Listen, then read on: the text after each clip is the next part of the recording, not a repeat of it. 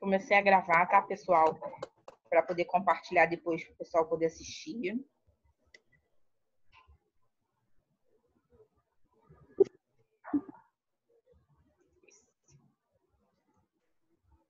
Era Rafa? Pega a sacola, mãe, que eu pego, que eu boto.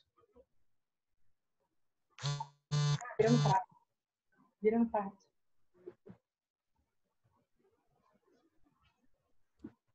Eu não tô mais olhando no grupo, pessoal. Então, se alguém tiver com problema...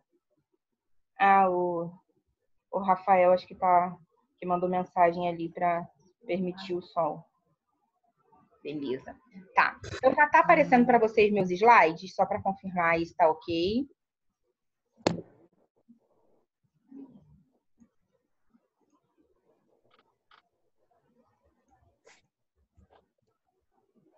Oi? Ah, beleza, Arthur. Ok.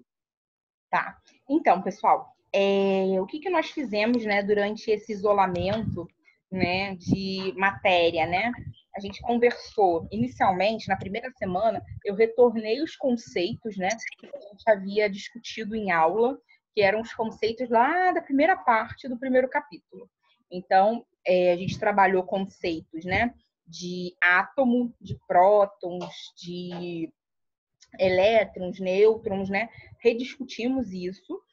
Em seguida, a gente conversou sobre os isótopos, isótonos, iseletrônicos, isóbaros, né? Novamente, a gente já tinha conversado isso em aula. E aí, logo em seguida, a gente entrou na parte de distribuição eletrônica, para fechar o primeiro capítulo. Então, a gente falou como os elétrons se dividem, né? Como é que eles vão estar organizados, né? Dentro da estrutura ali do átomo. Então, só para relembrar, a gente tem o átomo ele tem o núcleo e a eletrosfera. Nessa eletrosfera, eu tenho os elétrons, certo? Como é que funciona isso? Nas minhas camadas, né, eu tenho uma determinada quantidade de camadas e esses elétrons vão se organizando. Só que além dessas camadas, pessoal, eu posso ter subníveis, né? Subcamadas. Então, essa camada é como se eu puxasse uma gavetinha, tá? E dentro dessa gavetinha tivessem várias divisões. Então, é como se fosse aquela gaveta de talher, normalmente, que a gente tem na nossa cozinha, que a gente puxa e tem vários compartimentos. Um que a gente coloca colher, a gente coloca garfo, um que a gente coloca faca. Então, seria mais ou menos essa a ideia, né? Então, isso se chama subníveis. E aí, a literatura apresenta 4 subníveis, tá? Que é o subnível S, o subnível P, o subnível I, o subnível F. Tá? Então, a gente tem essas 4 possibilidades, né, de subníveis que o elétron do átomo pode estar, quando a gente faz a distribuição. E aí existe uma distribuição, pessoal, tanto por camadas, né?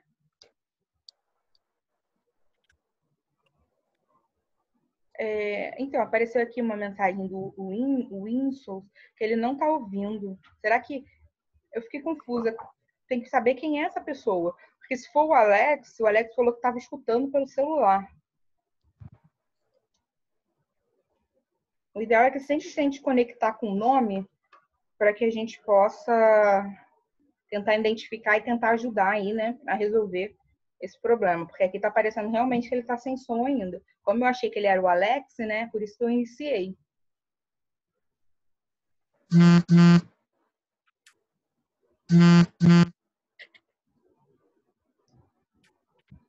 Não está aparecendo. A moça perguntou se pode vir agora, né? Para fazer a medida, pode, né?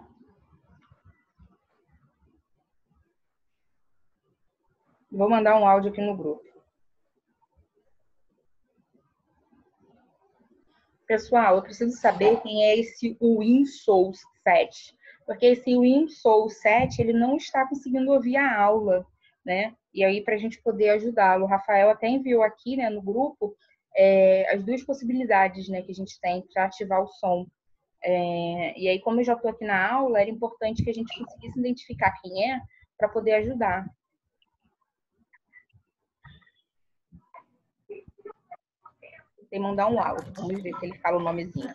Então, pessoal, eu geralmente coloco todos no mudo, tá? Mas vocês conseguem me ouvir. Vocês só não conseguem fazer pergunta, vocês precisam ativar o microfone de vocês, tá? Mas vocês podem continuar ativando, mandando pelo chat ou me interrompendo e falando comigo na hora sobre a dúvida, não tem problema algum, tá bom? E aí eu coloco no mudo só por conta da microfonia. Beleza. Tá, então eu vou dar continuidade, não sei se ele respondeu. Mas ele falou que estava ouvindo pelo celular.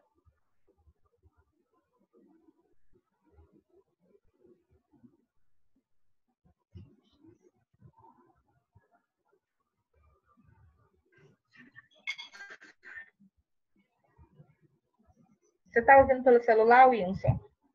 Eu não sei quem é as pessoas, Alex, entendeu? Eu não lembro muito bem das pessoas, porque a gente teve um contato muito pequeno, né? Mas alguns eu lembro, mas são raros. Ainda mais que não aparece a foto para mim.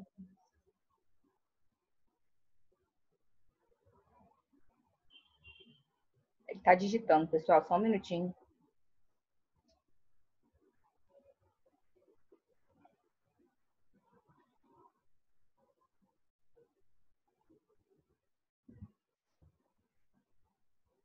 É o Alexandre da Fiocruz? Ah, sim. Beleza. Eu não vou lembrar, pessoal. Realmente eu não lembro. Eu lembro, assim, da Adriana, porque ela estudou comigo, né? Eu lembro de alguns por conta disso. Por exemplo, a Camille às vezes fala comigo, tem foto, e aí eu sei quem é a Camille. Agora, os demais que não tem foto, infelizmente eu não consigo lembrar de todos, né? Tem o Marcelo que nem me conhece pessoalmente. Prazer, Marcelo. Que ele entrou depois, né? Quando a gente já estava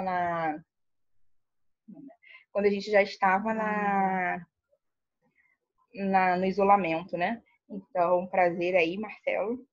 E aí, aos pouquinhos, eu vou lembrando dos outros. O Arthur, eu sei quem é também, ele falou comigo pelo WhatsApp, e aí apareceu a fotinho dele.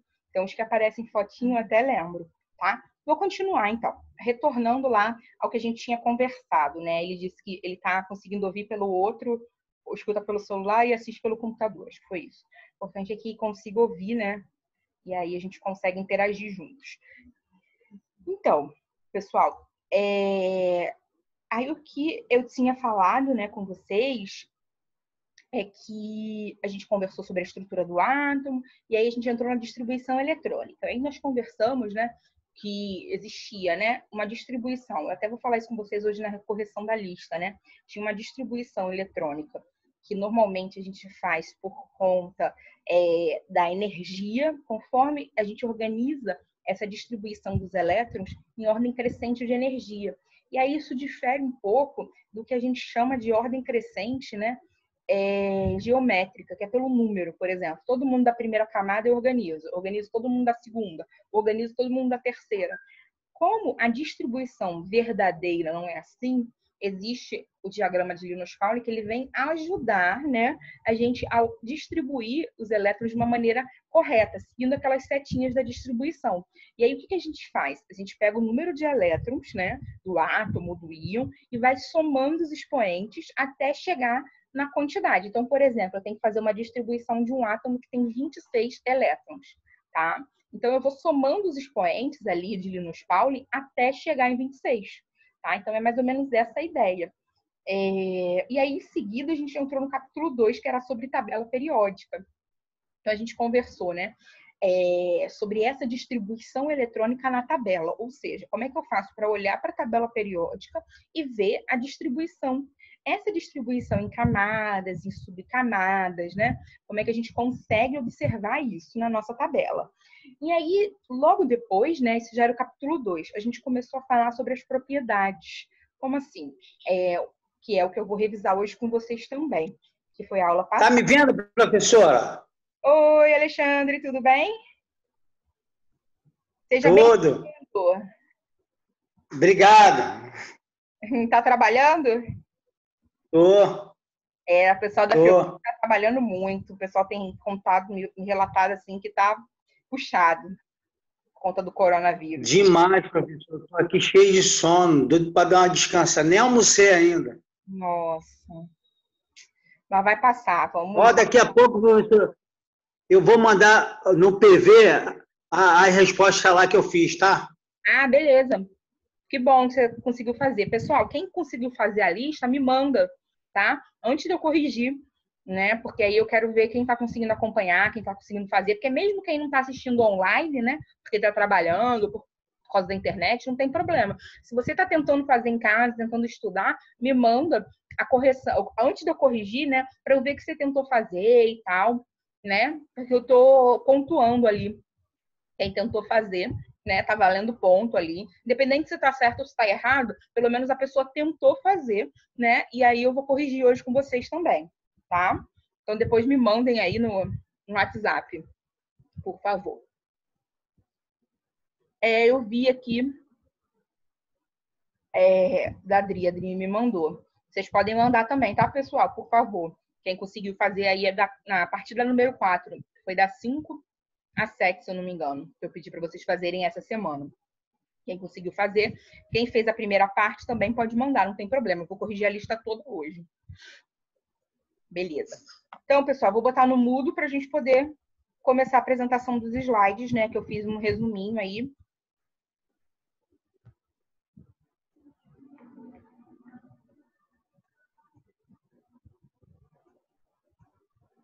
Tá.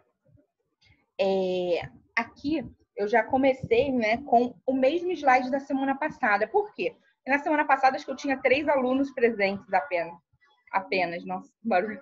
Eu tinha apenas 3 alunos presentes, né? E como hoje eu tô com vários alunos, eu achei que era interessante voltar um pouquinho nesse conceito, né? Para poder conversar com vocês. A primeira propriedade é o raio. Só que eu tô achando que talvez se eu abrir o outro slide vai ficar mais interessante para a gente começar. Esse aqui. Porque nesse slide tem os conceitos da tabela. Então, gente, esses níveis, né, subníveis que eu falei com vocês, a gente consegue identificar na tabela. De qual forma? As linhas da tabela periódica a gente chama de período. Esses períodos, né, eles são associados ao número de camadas que nós temos. Então, por exemplo, se eu pegar, né, isso serve somente para os elementos representativos, tá? Se eu escolher aqui, ó, o potássio, ele está na primeira, segunda, terceira, quarta linha.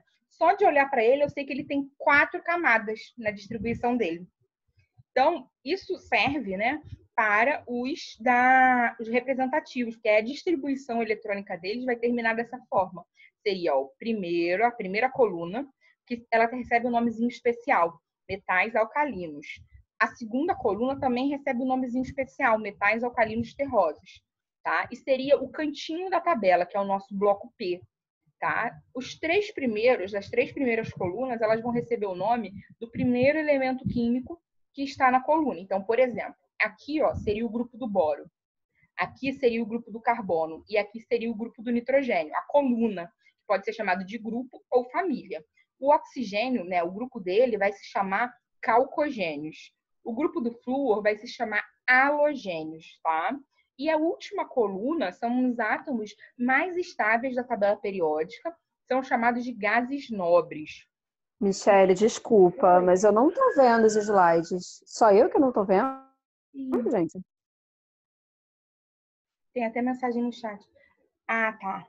Deixa eu ver. Pessoal, vocês estão vendo? Deixa eu tentar compartilhar de novo. Vi, obrigada. Eu tô vendo, Arthur. Tá aparecendo aí, Idri?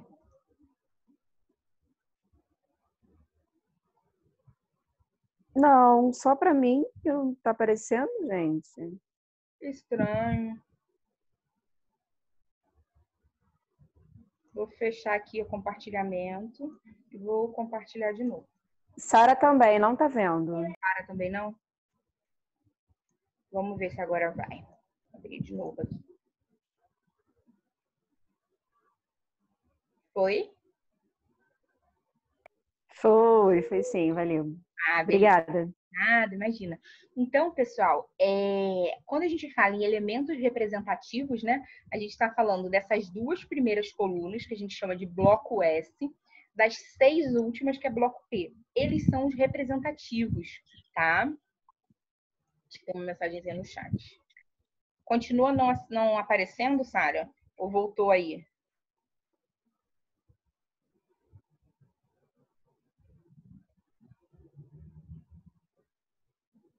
Voltou? Ah, beleza. Então tá.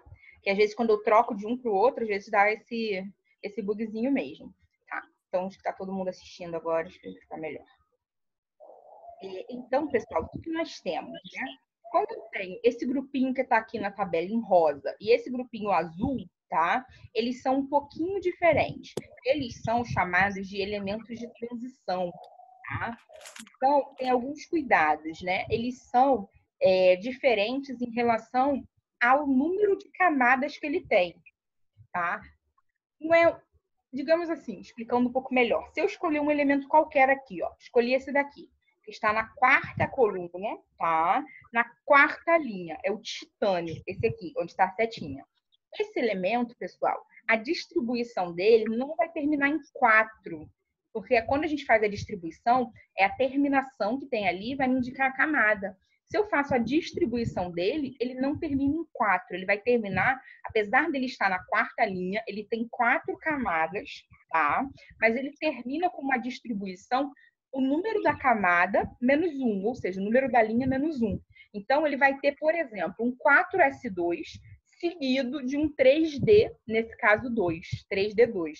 Porque cada coluna, ela vai me ajudar, né, a relembrar quantos subníveis eu tenho naquele bloco. Então, ó, quando eu falo que eu estou aqui no bloco D, eu tenho que ter 10 colunas aqui. Cada coluna vai representar aquele expoentezinho, D1, D2, D3, D4. Então, seria assim, ó, D1, D2, D3, até o D10.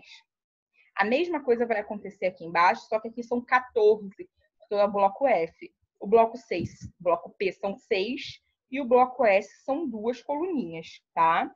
Esse bloquinho azul a gente chama de transição interna, porque é como se fosse um asterisco que eu tenho aqui. É como se eu puxasse uma gaveta e viesse essas 2 linhas, tá? Então, é como se ali dentro da coluna 3 tivesse todos esses elementos. A tabela ia ficar muito gigante. Então, o que eles fazem? Como se fosse um asterisco, tá? Dizendo que ali dentro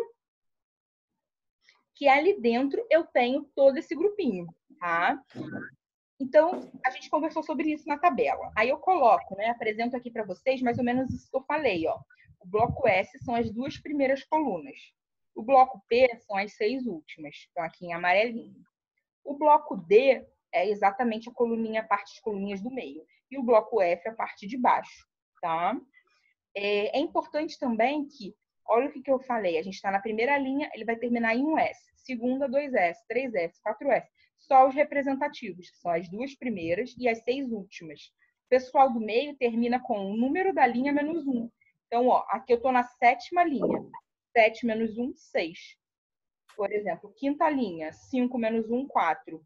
Tá? Então, ele tem 5 camadas, mas ele termina com uma distribuição de 4. Seria mais ou menos isso, tá? E o F, pessoal, seria menos 2. Então, por exemplo, se ele termina em 4F, ele tem 6 camadas, ó. Ele tá bem aqui. Então, ele tá no 6S, né? Aquele asteriscozinho, né? Estaria essa gavetinha, digamos assim, que eu puxaria com esse compartimento ali dentro. Então, teria 4F, né? Significa que eu tenho 6 camadas, mas a minha distribuição termina em 4F, 5F.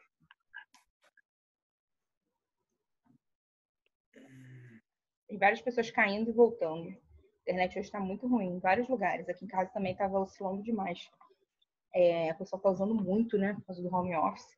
Então, aqui, pessoal, é uma tabela que eu achei muito interessante, porque ela apresenta todos esses elementos com as suas distribuições.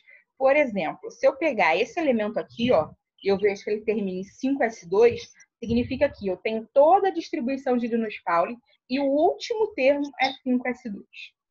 Tá? Então, a gente consegue observar aquilo que eu falei, ó, de, por exemplo, eu estar na 6ª linha, mas como eu sou bloco F, eu termino em 4F.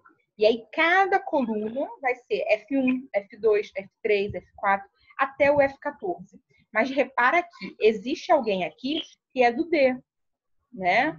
Então, é como se ele fosse a tampa da gaveta. É o 5D e o 6D. Quando eu puxo, eu vejo os 14F ali dentro. Seria mais ou menos essa ideia. E aí, esse 5D ou 6D, né? Tem tabelas que eles vão aparecer aqui. Tem tabelas que eles vão aparecer aqui, ó. Repara, na anterior ele estava aqui. 5D e 6D. Agora, essa tabela já puxou aqui uma setinha mostrando que ali dentro tem esses 14 Fs, mas existe também o 5D, como se fosse a tampa, o fechamento, tá? Então, essa tabela é bem resumida e bem legal. Aí, pessoal, se vocês repararem, aqui na primeira tabela que eu tinha apresentado, tem uma numeração corrente, 1, 2, 3, 4, até 18. Essa nomenclatura para as colunas, né, numeradas de 1 a 18, é a forma de representar mais atual, tá? Antigamente, a gente usava a letra A e letra B, que seria aqui, ó. 1A, 2A, pulando para o 3A, 4A, 5A, 6A, 7A, 8A, né? E aí representaria os elementos representativos, o bloco S e o bloco P, eles são chamados de A. Ó, seria com o grupo A. E o grupo B seriam de transição, tanto esses daqui como os internos. Né? Essa nomenclatura, ela era uma nomenclatura interessante, porque quando eu estou nos representativos, ela me indicava quantos elétrons eu tenho na última camada, tá? Mas ela está caindo em desuso. Então, quando eu faço os exercícios, eu costumo colocar as duas representações. Aqui é aquilo que eu disse, ó, todo mundo do grupo 1A, que é a primeira coluna, eles vão ter um nome especial, se chamam alcalinos. Todo mundo da 2A se chama alcalinos terrosos. E repare, na 1A, todo mundo tem um elétron na última camada. Quando eu vou para 2A, todo mundo tem 2 elétrons na camada. Quando eu vou para 3A, todo mundo tem 3. E assim sucessivamente, até chegar nos gases nobres, tá? Porque eles vão ter 8 elétrons. Esse tempo é muito rápido, só me tem 10 minutos. Tem que enviar outro link, tá, pessoal? Vai cair a qualquer momento e aí eu mando outro link para vocês e a gente volta. Elementos de transição do grupo B. O grupo B foi... Professora, às vezes eu escuto e às vezes não, entendeu?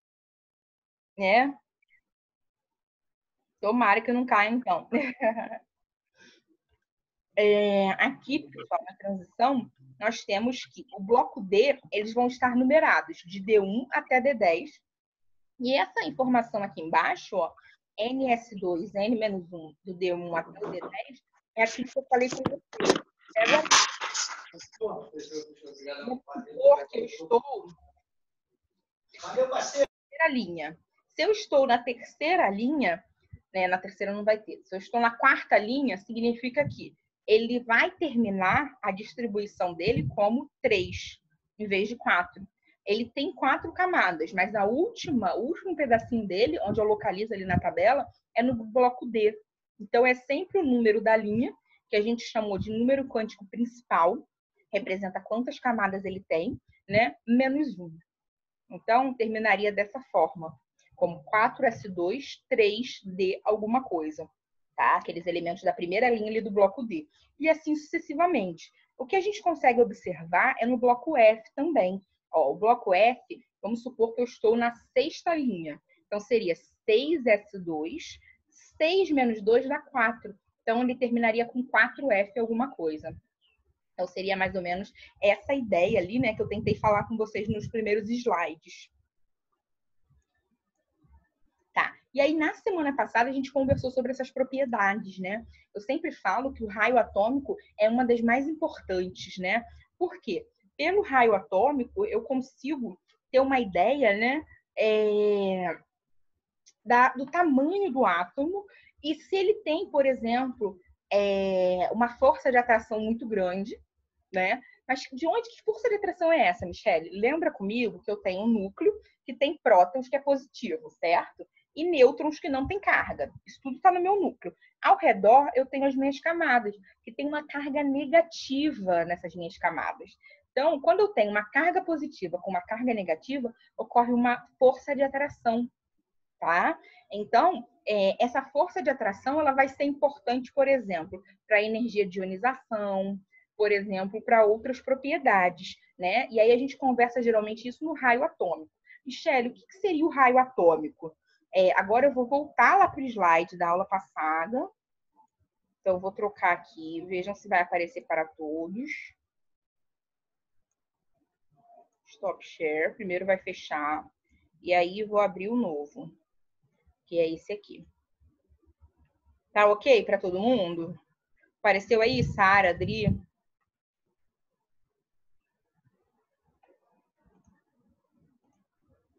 Beleza. Então, tá.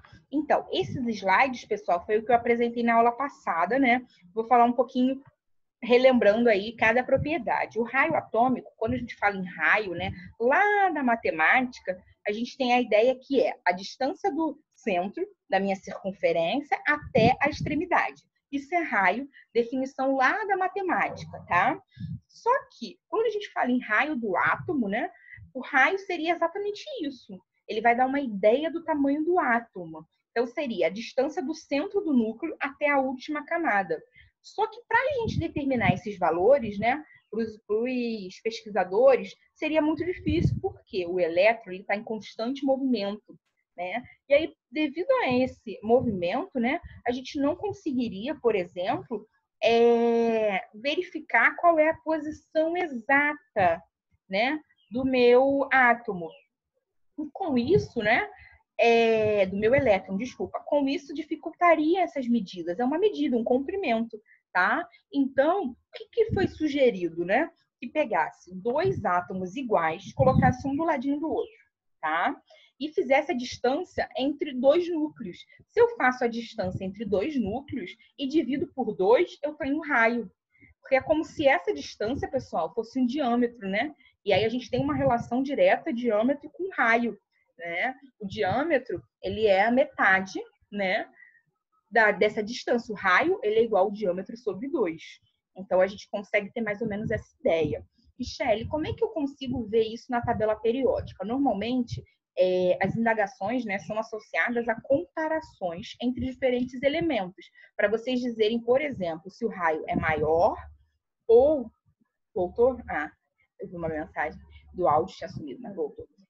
Uma comparação, né, entre átomos diferentes. Se vocês falarem, um raio é maior, um raio menor, né, seria mais ou menos essa ideia.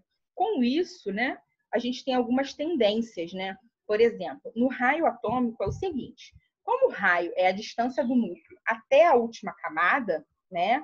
O que acontece? Quanto maior o número de camadas que eu tenho, então vamos supor que eu estou comparando um átomo que tem 2 camadas, né? E um átomo com 6 camadas. Quanto maior o número de camadas que ele tem, maior ele é. Então, na tabela periódica, o raio, ele tem uma tendência, né, de conforme eu estou descendo na tabela periódica, eu aumento o número de camadas, né? Consequentemente, eu passo a ter um raio maior. Então, beleza, se eu estou com camadas diferentes, eu começo vendo ali a diferença das camadas. Michele, mas e se eu tiver comparando elementos que estão na mesma linha da tabela periódica? Ou seja, os dois têm 4 camadas, 5 camadas, camadas iguais. Eu não consigo diferenciar pelo número de camadas, concorda? E aí a gente vai olhar o número atômico dele. Por quê? O número atômico a gente chama de carga nuclear efetiva. É a carga do núcleo, né? A quantidade de prótons, lembra? O Z é a mesma coisa que prótons, né? A quantidade ali de número de prótons. E aí eu tenho, se eu tiver um maior Z, significa que eu estou com um número de prótons e de elétrons muito maior, né? Então, se eu tenho um maior Z, significa que quanto maior o Z, menor é esse átomo. Por quê, Michele? Estranho, né? Porque se eu estou com uma carga muito grande, eles estão muito atraídos. Se eles estão muito atraídos, né? Devido a esse alto número ali de prótons, significa que o meu átomo é menor. Ele está muito fortemente atraído. Então, conforme aumenta o número atômico, o raio é menor. Então, seria mais ou menos essa ideia, né, da propriedade do raio atômico. E aí eu apresento aqui, e aí no final eu apresento sempre um resuminho com a propriedade, né, e com as setinhas, né?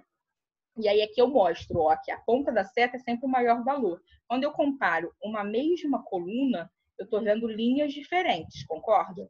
Então, quanto maior a quantidade, né, de camadas, que é as quantidades de linhas, que eu tenho, maior é esse raio, maior é o átomo. Então, por exemplo, se eu comparar o franço com o sódio, o franço tem 7 camadas, o sódio só tem 3. Logo, o raio do franço é muito maior.